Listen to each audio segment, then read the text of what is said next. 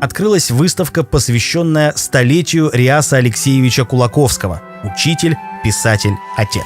Писателю, учителю, единственному сыну Эксакуляха Алексея Риасу Алексеевичу Кулаковскому исполнилось 100 лет.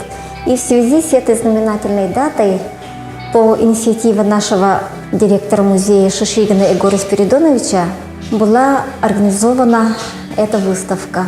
В этой выставке вся жизнь Риаса Алексеевича, его родители, его дети, его родственники, работа и творчество. В экспозиции представлены фотографии Риаса Алексеевича, его семьи и друзей, личные вещи и книги. Наследие, которое оставил после себя единственный сын одного из основоположников якутской литературы Алексея Елисеевича Кулаковского. Талантливый писатель, педагог и любящий отец. Материалы были собраны из семейных архивов детей и внуков Риаса Алексеевича. Одним из интересных экспонатов является генеалогическое древо рода Кулаковских, составленное кандидатом филологических наук Гаврилом Васильевичем Поповым на основе легенд о предках, начиная с 15-16 веков. 5 детей от 2 жен Алексея Елисеевича рано остались без родителей и, как могли, пытались выжить в то суровое голодное время. К сожалению, 4 из них умерли, и Риас Алексеевич в 12 лет остался один. Несмотря на жизненные невзгоды, он вырос, окончил педагогическое училище. Одним из самых тяжелых испытаний для него были гонения, репрессии в течение 60 лет как сына буржуазного националиста. Он на коридорга коричневый костюмнях, эрен, маньюралах. Хөддах кыра хуанки хурдугай дюбин. Я хигени баратым мин хибилиген кампырытөттүм. Түресеренин деби курду каман кынтахыян келбите. Кенни тагамреддах кулахан хурналан кобына. Ботум бөкчен албы dedi. Kadar da biçüdeye, köksü bekçeye aldı dedi. Ondan yol takkan, ol ki ağabın akastan mapollakana. Üşüdalı bırakın bu mekbedden kutabıt. С появлением семьи и рождением детей у него появился смысл жизни. İnyeğden bihinye bitin Татьяна папамнаны Zavıskayda birim yamanı gösterin elbe olaq. Urkuttan da hüvlihe gösteri bitter. Tolka bihinye bittan, конечно, ürektek, sökülalik söğuluttan tühüdöt olunlar. Yonların bıgın makıcı bu gergen takkar otut altağıllaqqa. İyebinden kolbahan baranlar, ağabıt ya hırganan sas musustarıgga taynatın tiyeyen kurakka kitbit. Ya tikirenler elementşetlerinden tüyok konun ayından kilbit bitteniyen kapsirete. Bilgin ki fantaziyalarına tanı bu şügeyin. Taptarı sürekter tüy konu bu biraz kallan. Naha şügey ayolqa şügey bay ki ağam onu ıllan gerektirir. Yem bulan onu yok otka kıra yahak taktırı olu diyorlar. Ayna upitten kepsirete.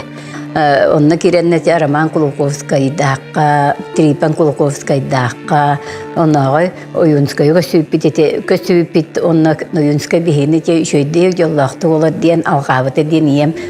Dörün de bollarime kepsit bollardı. В своем дневнике он писал: «Я буду жить ради своих детей, чтобы они выросли и были счастливы». Когда мы были маленькие, мы просто его боготворили. Глядя на него, мы учились любить окружающих людей. Он с самого утра задавал всей семье тон, позитивный тон. Например, у нас висел отрывной календарь. Мы утром все дети сидим за большим столом. На столе кёрчах, самовар шипит. Мы сидим, ждем отца. И вот он появляется в белой рубашке, в серых брюках, с уложенными волосами, садится за свой стол, берет свою вилку и мимо проходит, сперва, значит, он проходит к этому отрывному календарю, оттуда отрывает листочек, и начинается у нас политзанятие. Самое главное, он зимой всегда нас радовал. Дети, радуйтесь, на один шаг мышиный день удлинился, говорит.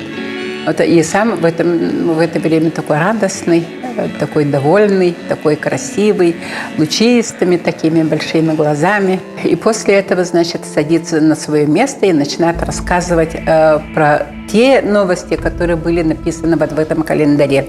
Если там было, значит, это день радио про Попова, он просто про Попова нам расскажет.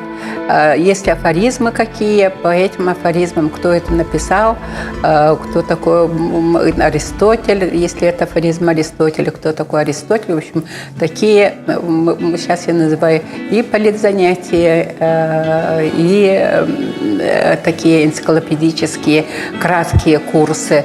Проводил он каждое утро с нами. После этого, когда мы закончим этот календарь, у нас, значит, он берет ложку или вилку. Это означало, что мы можем приступать к трапезе. Риас Алексеевич, будучи учителем, преподавал русский язык, якутский язык, математику, физику, химию, пение, рисование, физкультуру.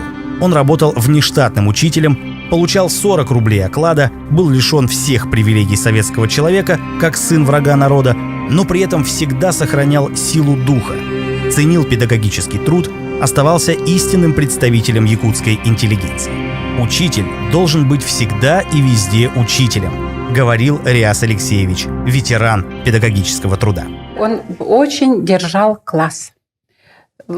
Дверь открывается, сперва показываются абсолютно белоснежные тесенки, потом появляется отец, весь благоухающий, весь с такими пышными волосами, хорошо уложенными, лучистыми глазами, подходит сразу к доске, и с доски сразу же говорит детям: «Багдакумов, положи рогатку, Большаков, не смотри в окно, смотри сюда». Его ученики всегда удивлялись, говорят, у него сзади, видать, глаза есть. И насколько он держал класс, что просто, когда его уроки шли, наши ребята сидели, тише воды, ниже травы, никто даже не смел шевельнуться.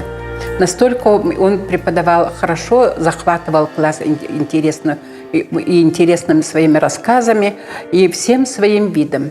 Риас Алексеевич был человеком энциклопедических знаний. Он страстно любил читать и приобщил к чтению своих детей. Писать он начал рано, но часто сжигал написанное, так как находился под надзором и не мог печатать свои произведения до 1962 года, когда было принято постановление о том, что можно изучать творчество Алексея Елисеевича Кулаковского, несмотря на его реакционные мотивы.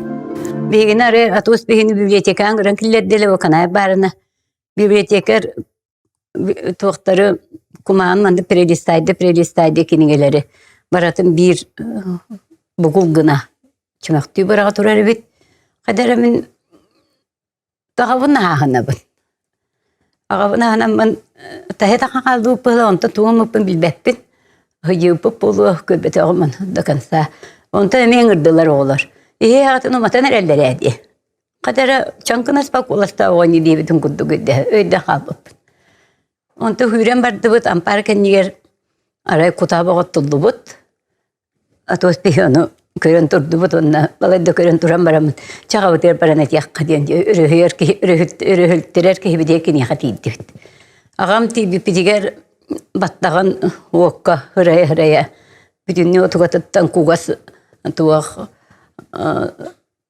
будук буруа такка турарите кугас кадере туак буту умаяр сыттымар оччо давление таккопта дуоччо переживать да билбетим он эпите хитеги карагат народ бете билия народ рыгиё дехудепте хангарман дивте.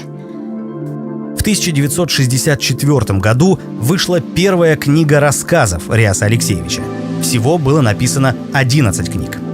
В своем творчестве он освещал автобиографические события, гражданскую войну, а также писал о природе, к которой относился с особой любовью и трепетом. Писатель первым в якутской литературе поднял тему экологии, не только сохранения природы, но и экологии души.